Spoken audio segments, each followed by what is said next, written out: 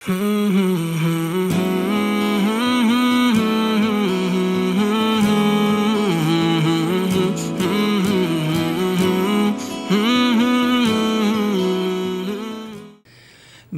அலைஹி வஸல்லத்துக்கு 40வது வயதில் தான் நுபுவத் கொடுக்கப்பட்டதா?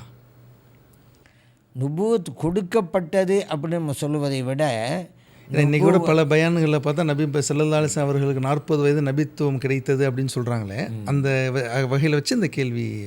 சரி, அது அவங்க வெளிப்படையை வச்சு அப்படி சொல்கிறாங்க. வெளிப்படையை வச்சு வெளிப்படையில் 40வது வயதில் தானே ஜிப்ரீல் அலைஹிஸ்ஸலாம் அவர்களிடம் வந்தாங்க.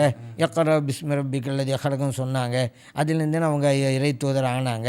அந்த வெளிப்படையான நிகழ்வை வச்சு அவங்க சொல்கிறாங்க. ஆனால் யதார்த்தத்தில் அவ்வளவு நபி அவங்க தான், முதல் நபி அவங்க தானே. அவங்களும் சொல்லியிருக்காங்கல்ல, நான் ஆதம் அலைஹிஸ்ஸலாம் அவர்கள் நீருக்கும் களிமண்ணுக்கும் மத்தியிலே இருந்தபோதே குன்து நபியன், நான் நபியாக இருந்தேன், நான் இருந்தேன்னு சொல்ல, நபியாகவே இருந்தேங்கிறாங்க. அதனால் நான் கொஞ்சம் இதில் நபி ஸல்லல்லாஹு அலைஹி வஸல்லம் அவர்கள் விஷயத்தில் கண்ணியத்தை பேணக்கூடியவர்கள் எல்லாம் இந்த வார்த்தையை கூறுவதிலும் பேணுதலாக இருப்பார்கள்.